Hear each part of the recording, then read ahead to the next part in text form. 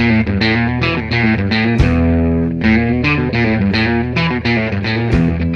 listo.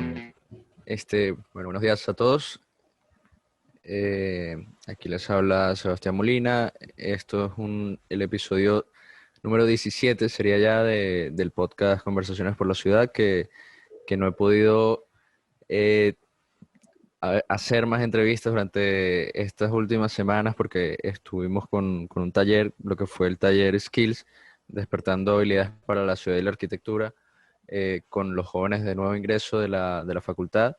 Ya retomamos con estas entrevistas que se llaman Conversaciones por la Ciudad y partiendo de distintas conversaciones van surgiendo como nuevas ideas, nuevas exploraciones. El día de hoy tenemos un invitado muy especial que quería mucho tener aquí desde hace mucho tiempo, que es Rodrigo Marín.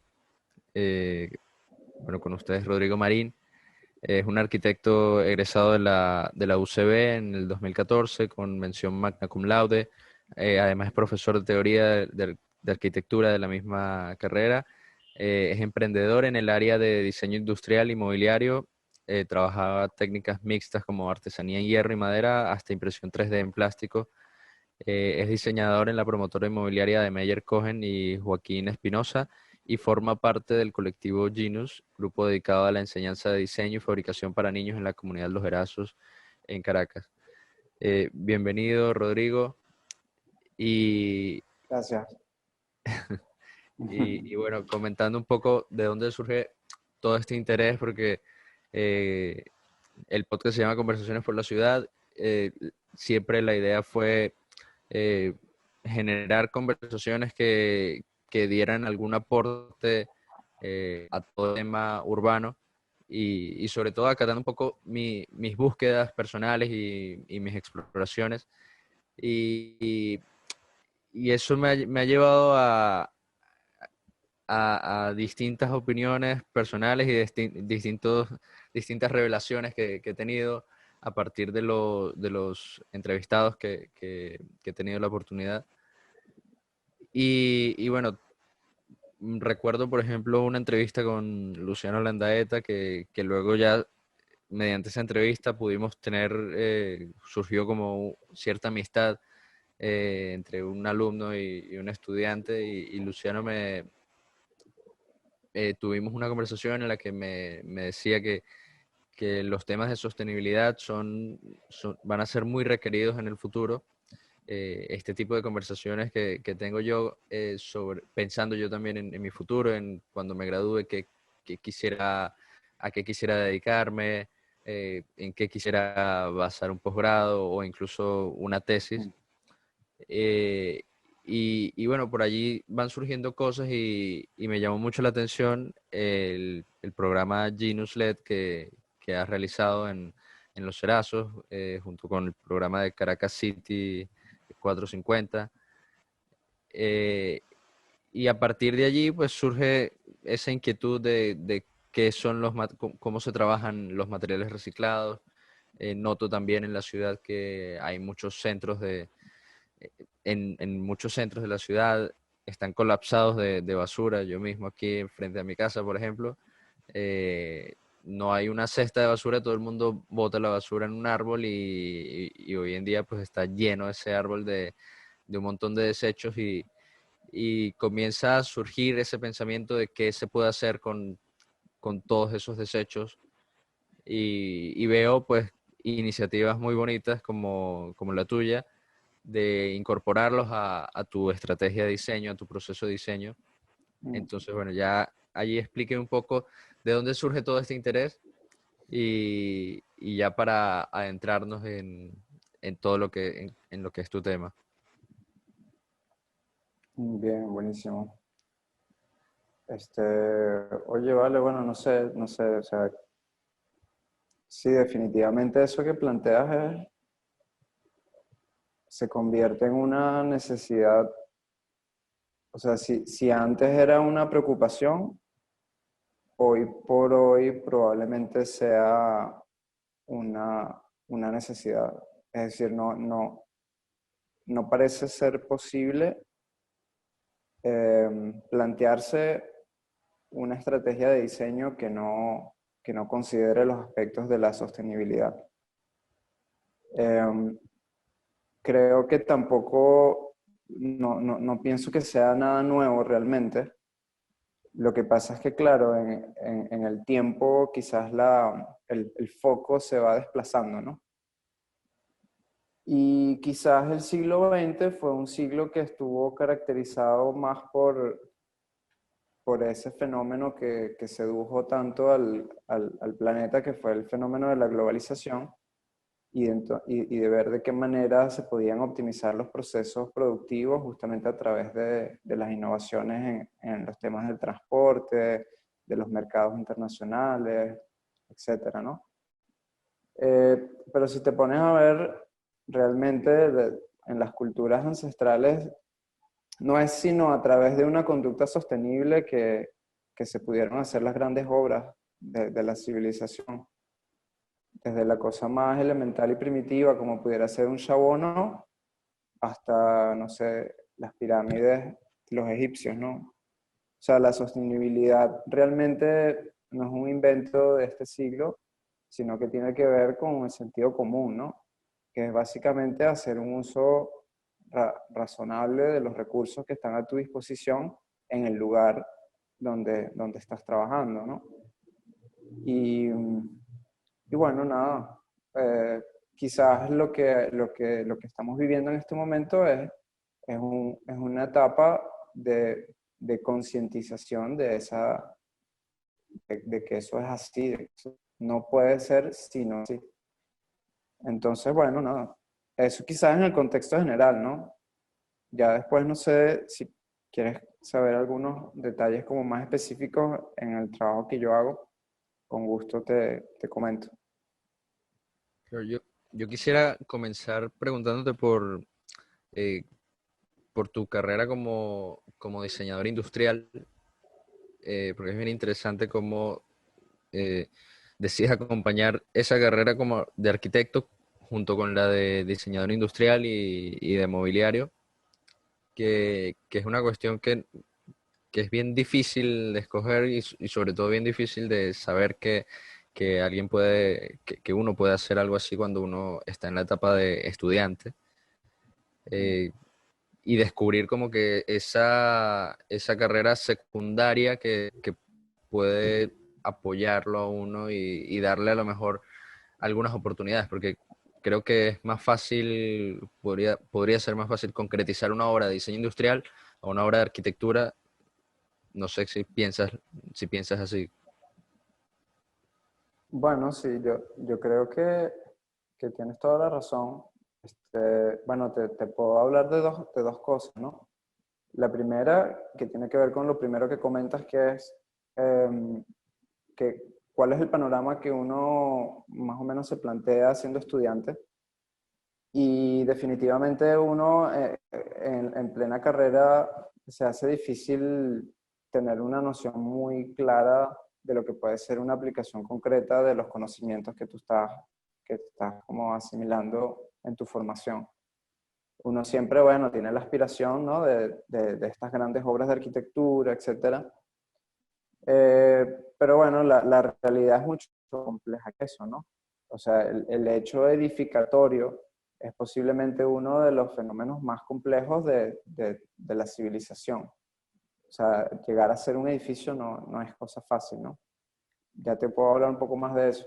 Pero volviendo al tema de lo que uno hace como estudiante, no sé, yo creo que cada quien es responsable en su formación de ir comprendiendo, así sea de manera intuida, por dónde van los tiros.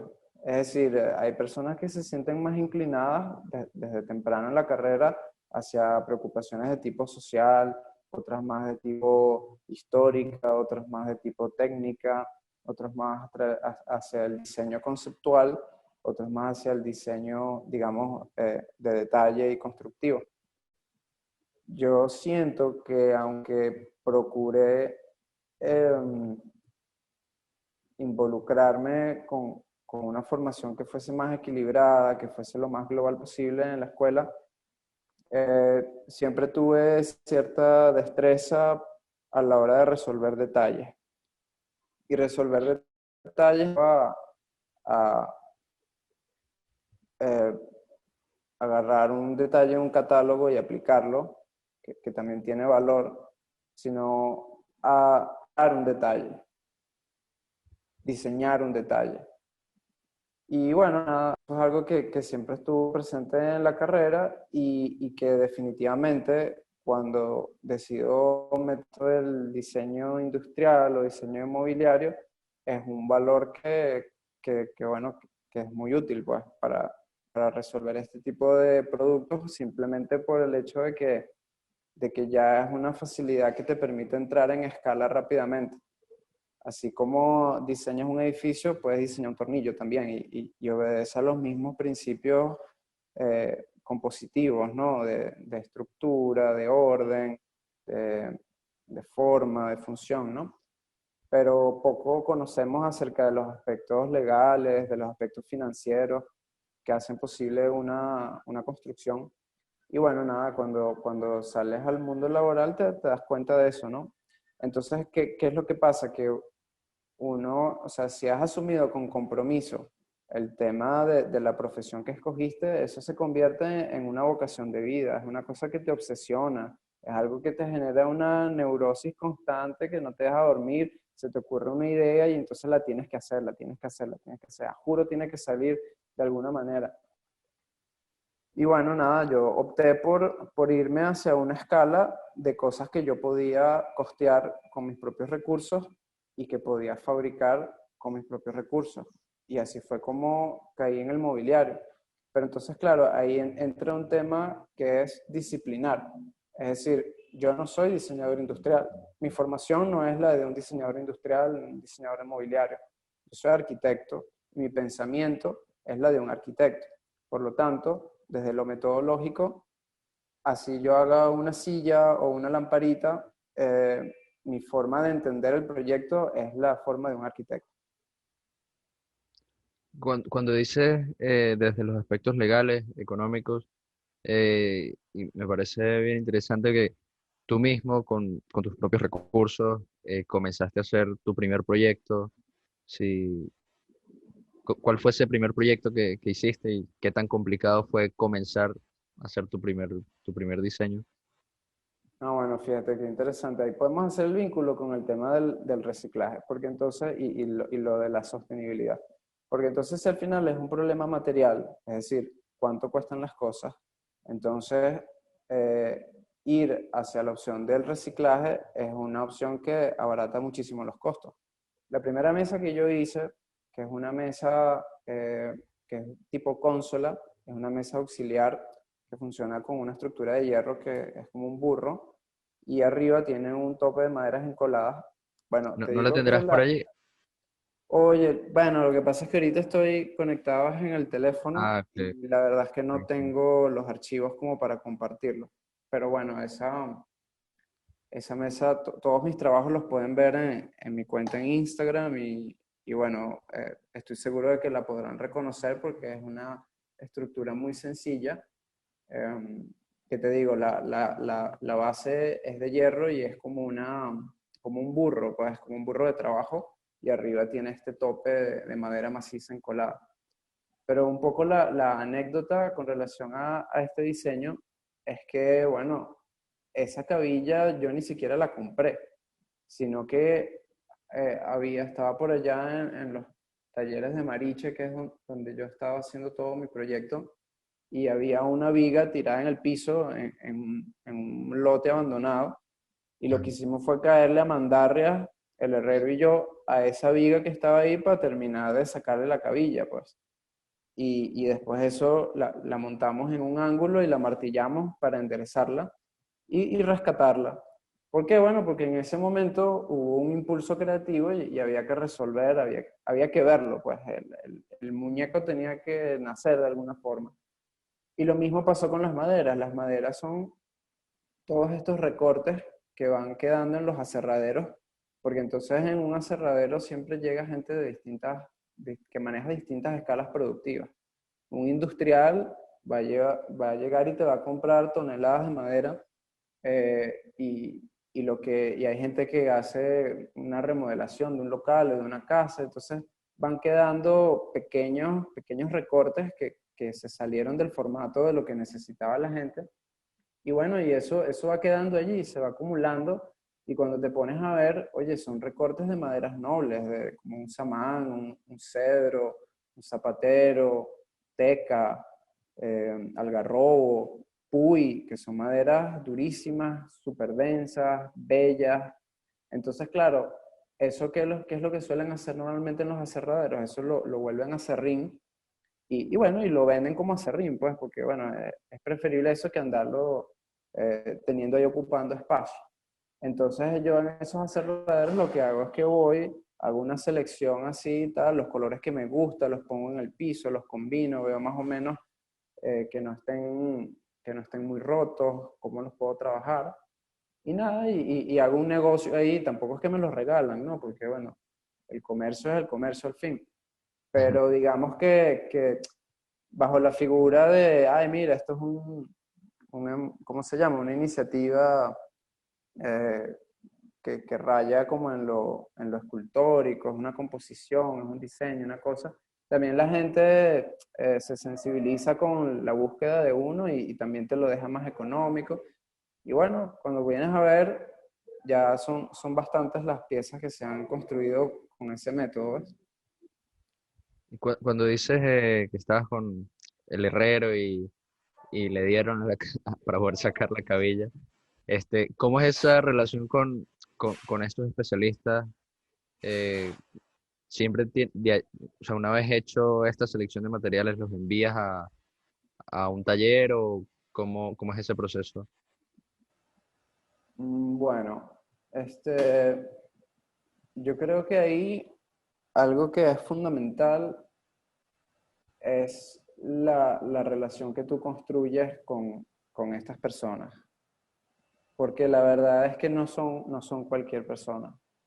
O sea, esos son, eh, bueno, es la vida, pues uno se va, te vas metiendo, conoces a alguien en un taller, vas reconociendo quién es valioso, quién, quién tiene sensibilidad por lo que estás haciendo, quién se identifica con lo que estás haciendo, empiezas a compartir con ellos y poco a poco se convierten en tus amigos y en tu familia, pues. Entonces, claro, sí, dependiendo del tipo de proceso que tú decidas, o sea, que tengas que resolver en un momento dado, bueno, hay cosas que a lo mejor con un plano o con un boceto hecho a mano alzada rápidamente, tú puedes decir, mira, yo necesito sacar una plancha de tanto por tanto, de este espesor y listo. Y a los 2 días te la tienen y la pasas buscando y le pagas y te vas.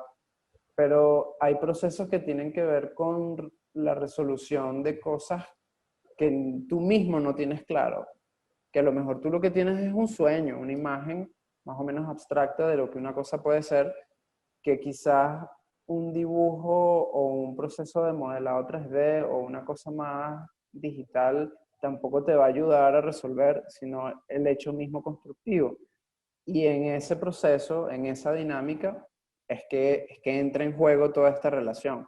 Porque entonces la visión de un herrero que viene de por allá de las casitas en Trujillo, o la del carpintero de por allá de Boconó, o la del pintor de por allá de Oriente, cada quien tiene una vida, cada quien tiene una historia, una experiencia, y cuando te pones a ver, bueno, los aportes pueden ser cruciales desde el punto de vista de terminar de resolver o de darle carácter a una solución que necesita un diseño. Entonces, así es como funciona. Ahora, una vez hecho, bueno, porque no te pregunté por tu proceso de diseño, te pregunté por tu proceso de fabricación. Me gustaría conocer un poco de tu proceso de diseño para luego preguntarte por cómo es esa exposición o ese proceso de una vez terminada la pieza. Mm, bueno, sí, yo creo que lo de los procesos de diseño tiene mucho que ver con lo que te comentaba antes del compromiso que uno ha asumido con lo que uno está haciendo, pues, con la profesión. O sea, es simplemente una cosa que siempre está presente. Si tú siempre estás pensando en estas cosas, entonces siempre estás diseñando. cuando estás durmiendo, cuando estás cocinando, cuando estás en el baño, cuando estás trabajando, o sea, siempre estás diseñando. Entonces, claro, ya ahí el diseño empieza allí. Luego, bueno, están todas la estrategia instrumental para la cual fuimos formados, que va desde el dibujo hasta una planimetría técnica, hasta un modelado 3D, hasta, bueno, todo lo que tú quieras. Pero también pasa mucho por la resolución de las piezas en sitio. Hay piezas que solo se resuelven construyéndolas o que o empiezas a darte cuenta que en el fondo el plano no es un mandato estricto, sino que es una guía de construcción o una guía de intención, siquiera. O sea, es quizás hasta algo menos importante aún. Es quizás el detonante para, para dar inicio a la construcción, porque algunas medidas elementales son necesarias, pero una vez que existe una estructura ya dada, material, real, tangible, entonces ya eso empieza a expresarse por sí mismo y la vas resolviendo. Entonces, no, mira, corta aquí, es allá, vamos a doblar aquí, vamos a empatar esto con esto. Yo por lo general no soy el que hace la tarea como tal, para eso justamente ese es lo que contribuyen los artesanos, pero es un trabajo que no se hace si yo no estoy allí, porque como te digo, hay decisiones que solo se pueden tomar estando resolviéndolo en sitio. Y bueno, nada, ya una vez que estas piezas existen, ya tienen como eh, son autónomas porque ellas ya son. Entonces, bueno, nada, para mí son maquetas, pues yo no las veo como productos terminados nunca, sino que agarro y me las llevo para un sitio, por lo menos aquí donde estoy, es la oficina de la constructora donde trabajo. Y aquí es muy interesante porque hay como un microcosmos de lo que puede ser la realidad venezolana. Hay gente de todos lados, de distintos pensamientos políticos, de distintas eh, procedencias sociales, de distintas partes del territorio. Bueno, y todos convivimos aquí por lo menos 8 horas al día. Y entonces, claro, yo traigo uno de mis diseños, lo pongo aquí en una de las salas de reuniones, en los lobbies, las cosas.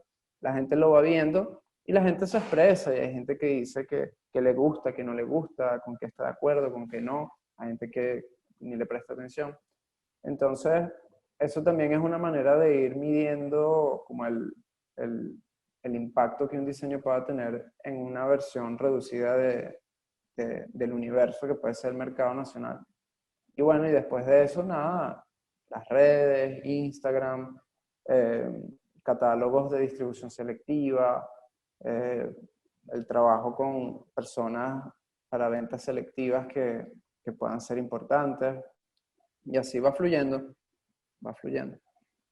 Es interesante lo que decías del diseño in situ, que tiene mucha relación con lo que comentabas antes del chabono, cómo construían el chabono, probando, viendo según la funcionalidad que vaya teniendo. Este, y bueno, a mí me encantan muchas de tus piezas, de hecho, de mis favoritas, por ejemplo, yo estoy loco por un link, yo quiero un link, Ok, ok. ese me encanta. Es Y divertido. en, para conseguir esas piezas, todo el mundo se contacta por tus redes sociales.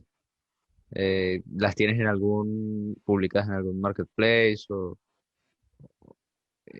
en alguna plataforma o en Amazon? ¿O piensas eh, publicarlas en estos sitios más adelante? Bueno, sí, exacto. Ese es el otro tema, ¿no?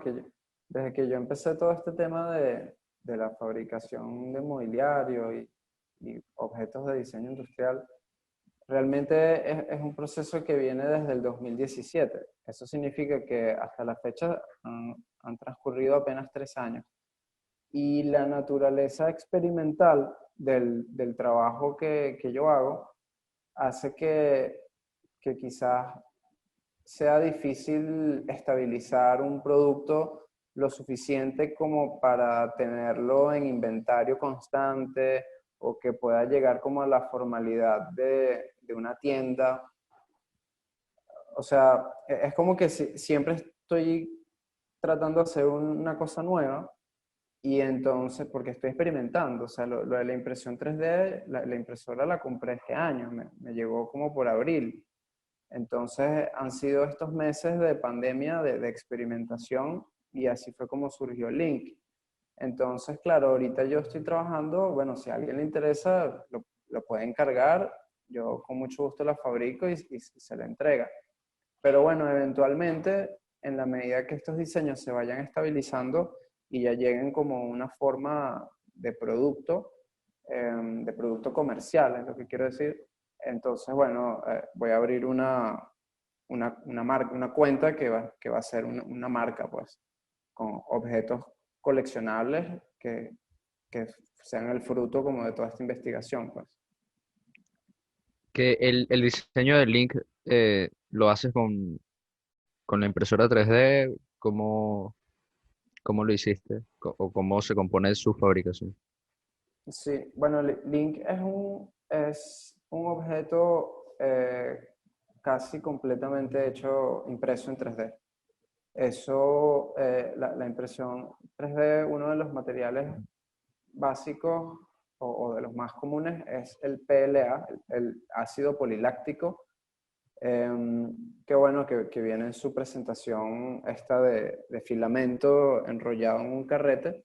Y bueno, nada, sus partes en su mayoría están compuestas de eso, de este filamento plástico.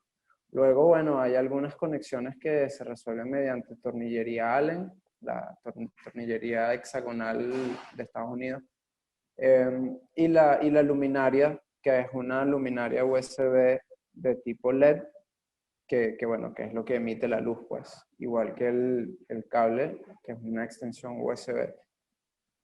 Entonces, sí, digamos que esos son como los accesorios, pero son elementos muy puntuales. De resto, todo está hecho en plástico. Porque hay dos tipos de plástico, normalmente uno que es reciclado, otro es fabricado. Eh, ¿Qué tipos de plástico usas tú? Porque también tengo entendido que dependiendo de las piezas, por la resistencia del plástico no es la misma. Sí, es cierto. De hecho, el problema actualmente con el tema del plástico reciclado para impresión 3D está en que se hace difícil garantizar la homogeneidad del filamento. O sea, por lo general el plástico, cuando tú lo reutilizas, no lo puedes utilizar tal cual como él está. O sea, no es que tú trituras eso, lo fundes y ya, sino que tienes que agregarle un plástico nuevo que es el que va a actuar como aglomerante, es el que va como todas esas piezas disgregadas del plástico, tiene que haber algo que los compacte, que los vuelva, y en ese proceso es donde todavía a nivel de la industria internacional, me refiero, es donde todavía hay dificultades para garantizar el mismo estándar de calidad que la que tiene un plástico hecho, fabricado desde cero, ¿no? Entonces, bueno, eso es un tema que estoy analizando para ver qué tipo de piezas se pudieran hacer con un plástico reciclado. Pero si te soy honesto, todavía no es algo que he logrado hacer yo mismo porque tengo que hacer unas inversiones, por ejemplo, en una trituradora, en una extrusora, que sería la que entonces, una vez que ese plástico triturado se funde y tal, entonces sale como un churro, ¿no? Y se va enrollando en un carrete para que lo pueda reutilizar la máquina.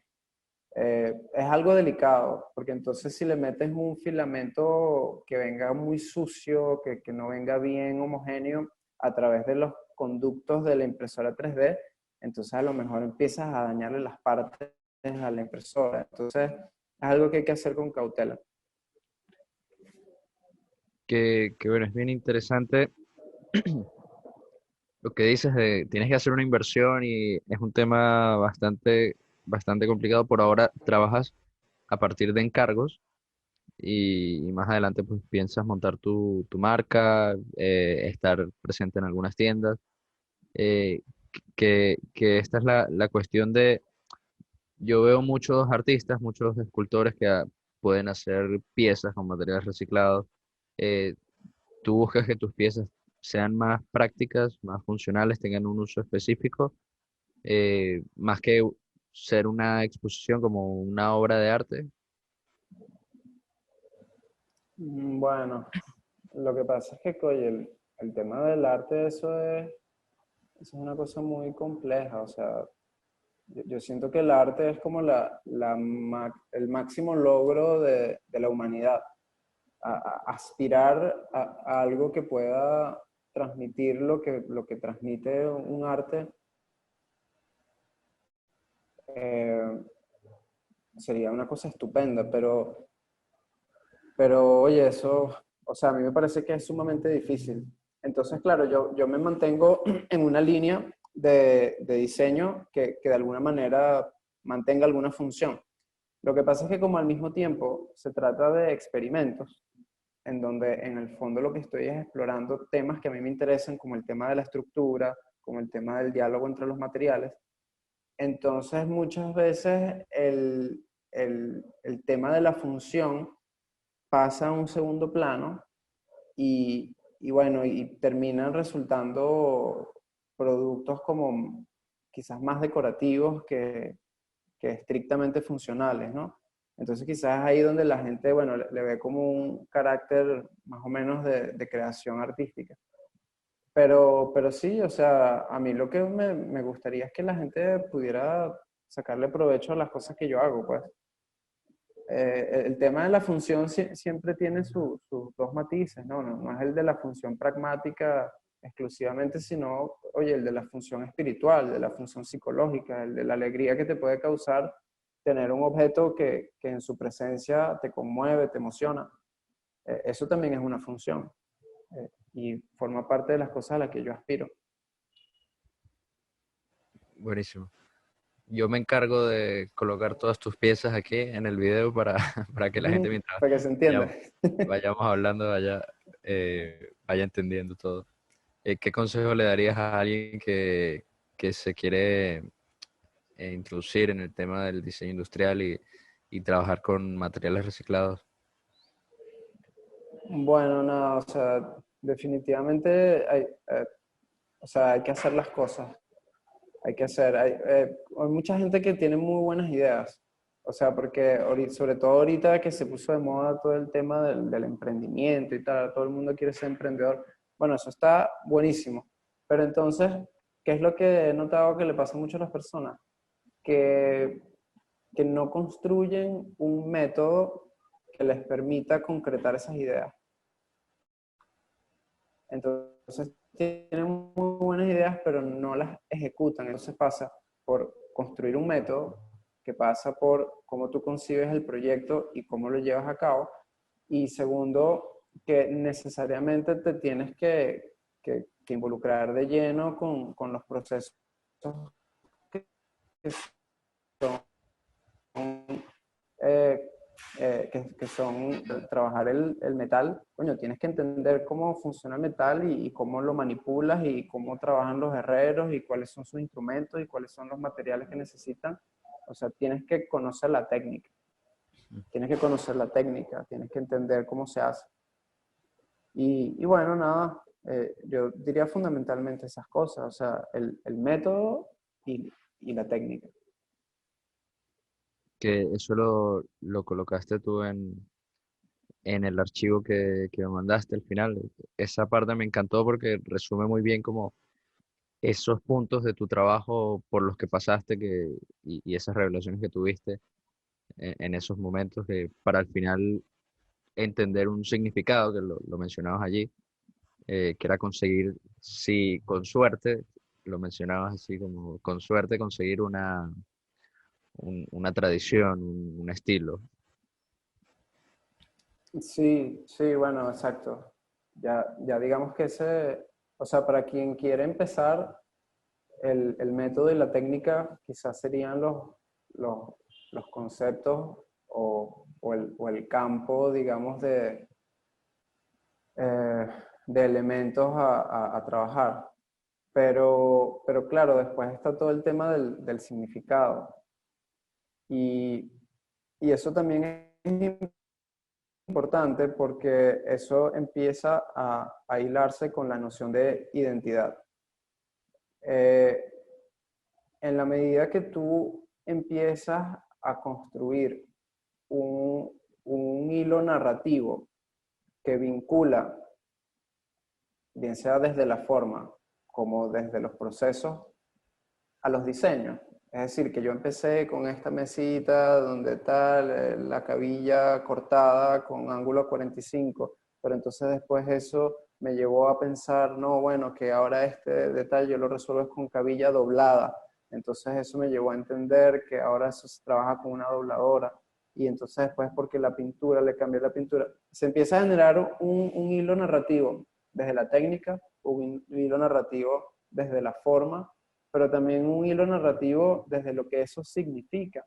Yo, por ejemplo, trabajo con la cabilla estriada, bueno, porque para mí es una manera de reconocer ese saber, esa astucia, ese ingenio de los obreros, por ejemplo. Yo que trabajo en la construcción y que coño, uno va por una obra y ves a unos obreros que de repente en 10 minutos se armaron un burro de trabajo o fabricaron un banco o fabricaron una parrillera y todo lo hicieron con cabilla y no necesitaron ningún plano, sino fue su capacidad de resolver con las cosas que tenían a la mano.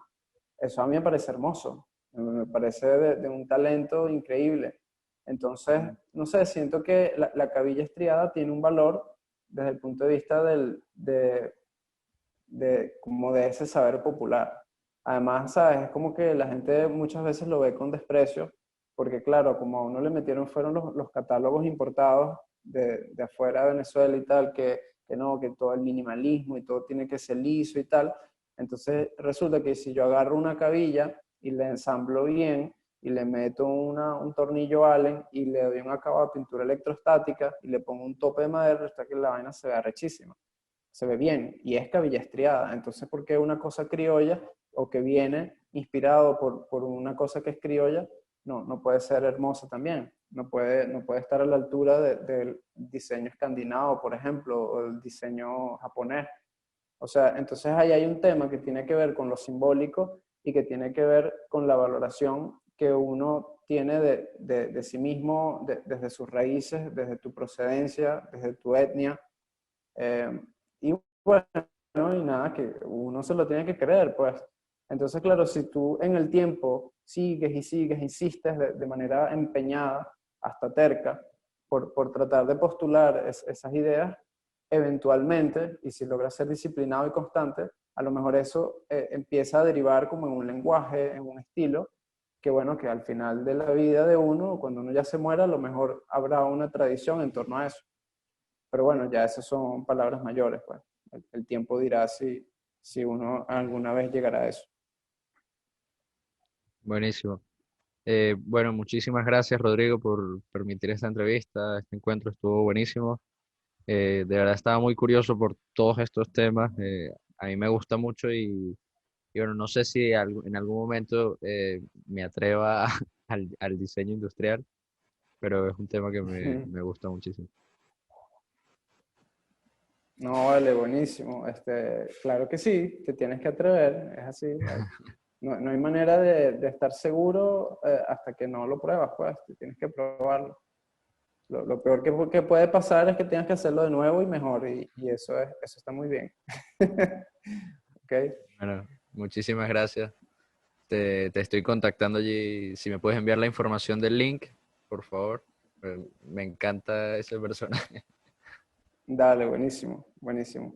Muchísimas gracias a ti, Sebastián, por la oportunidad de esta conversación. Espero que les sea útil a todos los que lleguen a escucharlo. Bueno, muchísimas gracias. Chao. Chao.